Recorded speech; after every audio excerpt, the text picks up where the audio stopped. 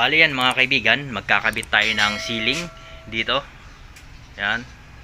Lalagyan natin to ng ceiling, pero hindi tayo gagamit ng plywood o di kaya hardiplex. Ang gagamitin lang natin ay itong PVC na panel. Yan, bali may kulay na siya, cherry wood. Yung haba niya ay 295 at yung lapad nitong pag ganito 30 cm. Yan, yung kapal 9 mm. Yan, bali may kulay na siya mga kaibigan, para siyang kahoy, pero PVC lang to. Yan, napakagaan nito. Yan, kaya kahit ikaw lang mag-isa ang maglagay nito sa ceiling ay kayang-kaya. Yan, at napakadali nitong ikabit. Yan, bali ang paglalagay nito, meron siya dito na groove. Yan, may groove sa dyan, at i-connect mo lang to, papasok mo lang sa dyan. Yan, ayos na. Bali ganyan yung itsura nyan. Yan. Bali ito nga pala mga kaibigan, isang piraso nito ay mahigit 300. Yung isang piraso lang. At yung laman ng isang box ay 10. Yan, 10 piraso yung isang box.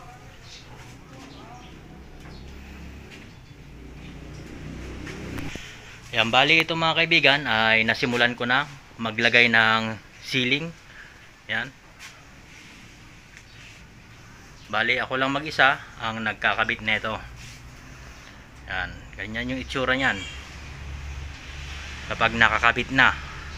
At medyo pagpasensya nyo na itong magulong shop natin, maraming kalat kasi hindi pa tapos. Bali sa pagkabit naman nito mga kaibigan, gumamit lang kayo ng screw. I-screw nyo lang siya. Yan, napakadali lang netong ilagay kasi napakagaan lang netong ceiling na to. Yan, kaya kahit ikaw lang talaga mag-isang maglagay, kayang-kaya mo kahit wala kang tagahawak. Yan, pero mas maganda mga kaibigan ang gamitin nyo na screw, yung flat yung dulo, para hindi lumabas yung ulo nito, itong screw. Pero ako ito yung ginamit ko kasi ito yung available ako na meron ako. Pero ayos naman siya, maganda naman tignan, parang design na rin. Yan, at gumamit kayo ng lagaring bakal kapag magkakat kayo para mas malinis yung putol. Pero kapag meron kayong grinder, mas maganda. Ito yung gamitin nyo para mas mabilis.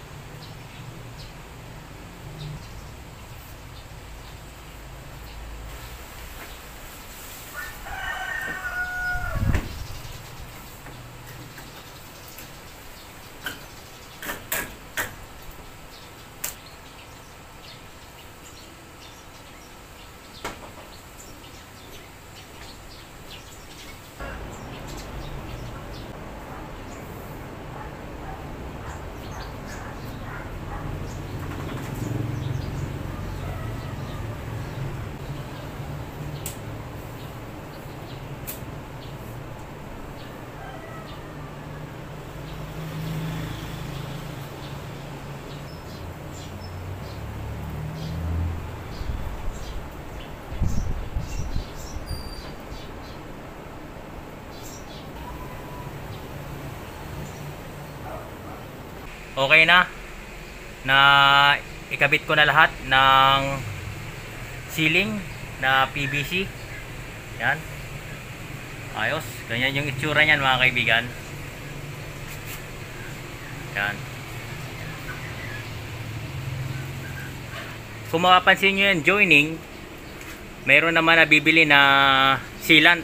Lagyan nyo na lang ng sealant dyan. May kulay naman yung mga sealant. Bumili kayo ng kakulay nito na sealant. Yan, pwede nyo i-fill up dyan sa mga joining. Yan. Bali, ganito yung ginawa ko. Yan, para hindi lang mainit dito sa shop. Yan, kasi mainit dito at mababa kasi yung bubong natin dito. Kaya naglagay tayo ng ceiling na ganito. Maganda to mga kaibigan, magaan lang siya at napakadaling ikabit.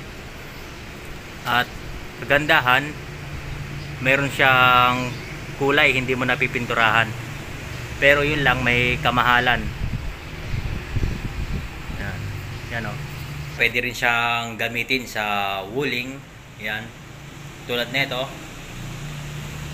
ilagay ko siya sa wooling. Yan, at meron din siyang molding. Yan, para dito sa gilid, para hindi kita yung gilid niya. Meron din nabibili na molding para dito. Yan o.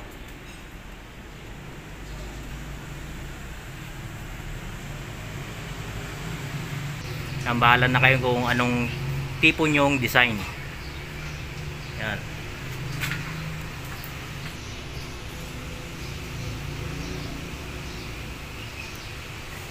Ano, parang kahoy talaga. Pero PVC yan.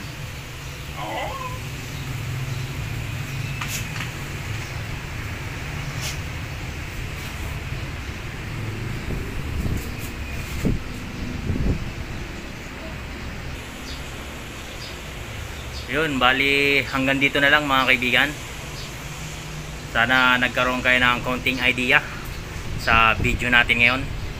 At kung hindi ka pa nakakapag-subscribe sa ating munting channel, ay paki-subscribe lang.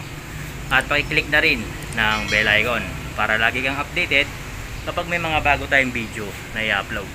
Hanggang sa muli mga kaibigan, God bless and ride safe!